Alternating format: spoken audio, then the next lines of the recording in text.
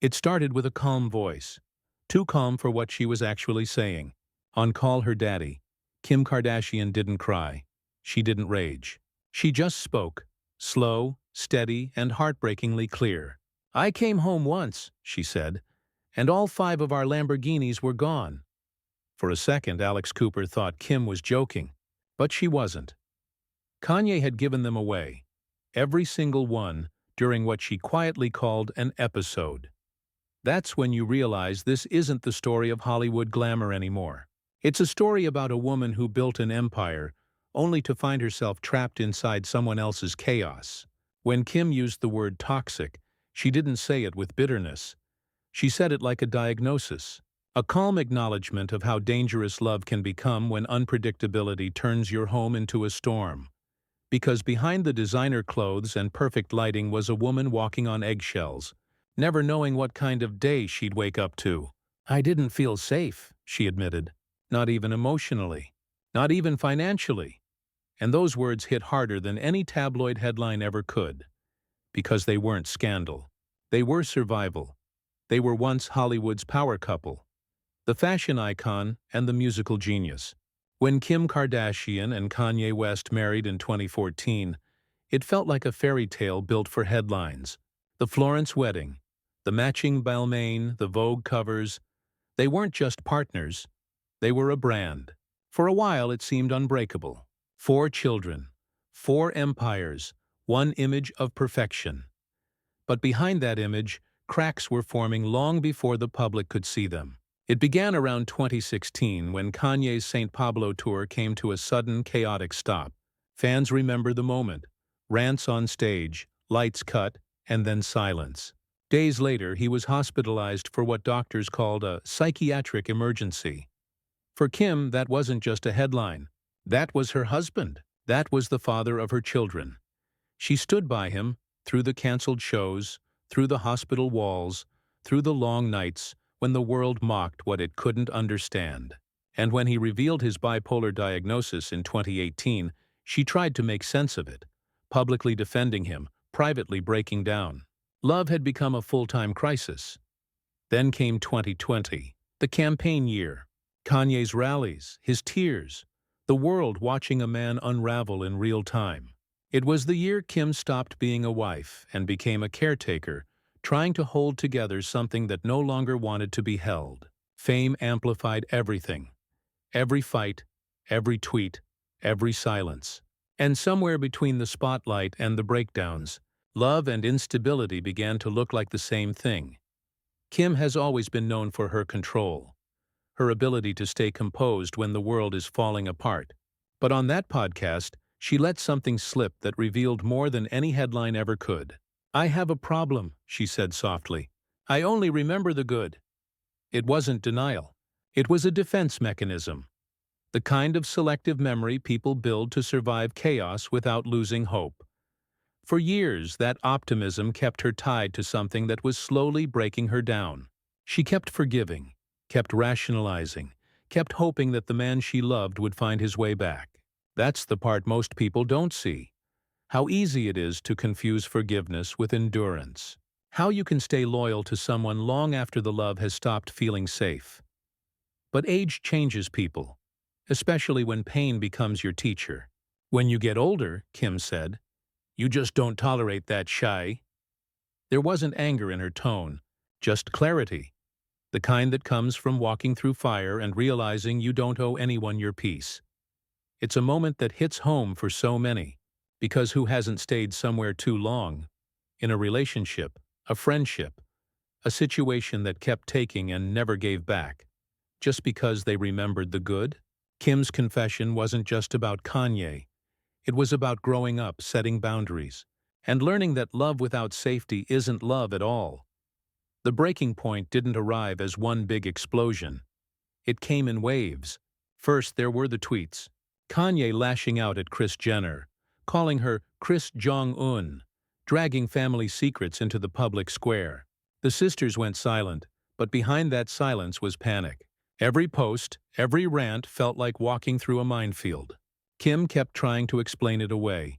The episodes, the stress, the pressure. But even her patience had limits. She confessed later that she stopped feeling safe, not because of physical danger, but because the foundation of her life had turned unpredictable. Just not feeling safe, she said. Not even emotionally, not even financially. Imagine building $1 billion empire only to realize you couldn't trust the person beside you, not to dismantle it in a moment of mania. And then came the story that summed up everything, the Lamborghinis. I'd come home, she said, and all 5 of our Lamborghinis were gone.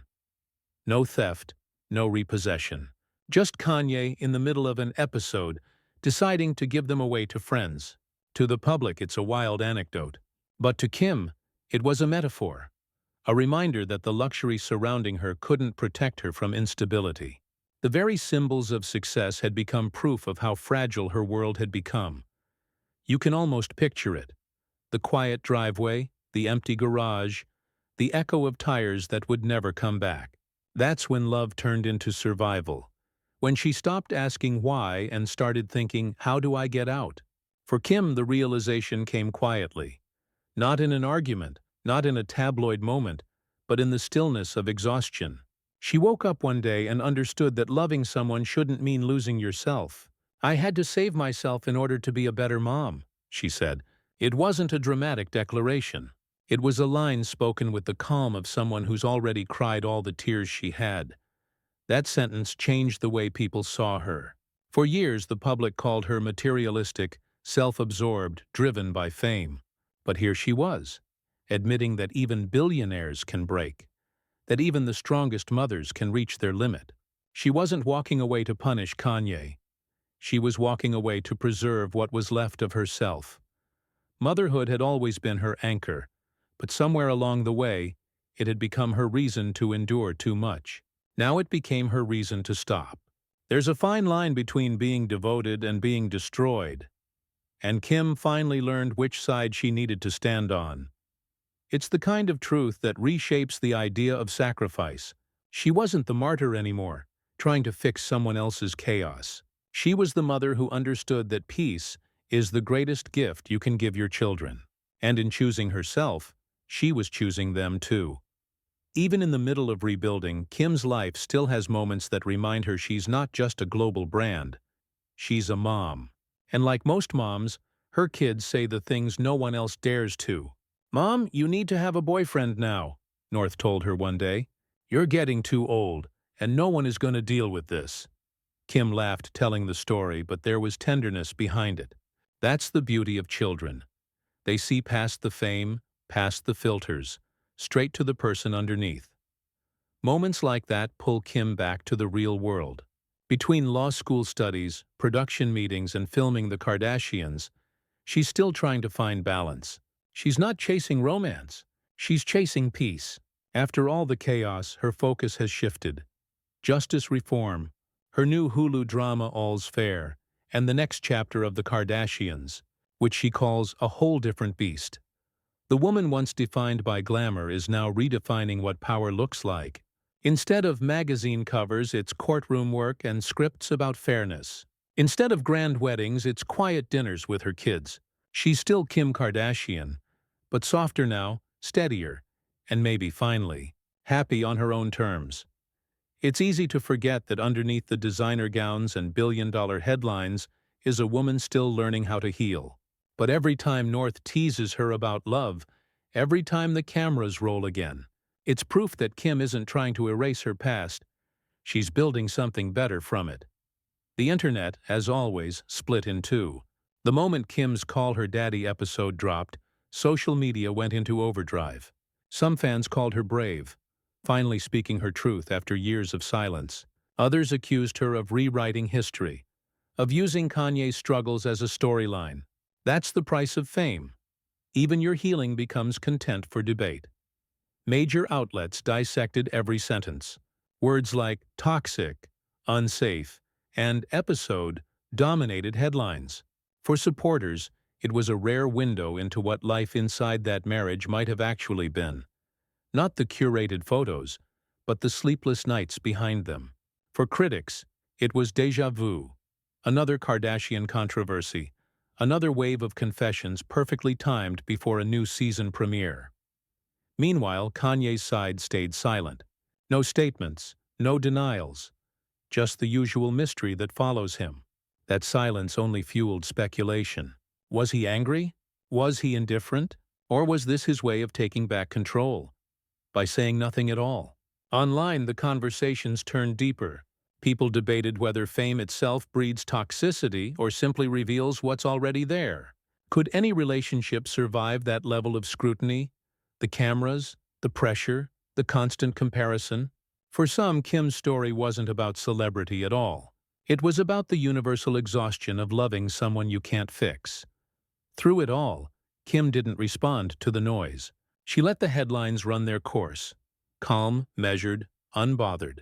The same way she once endured chaos, she now practices silence.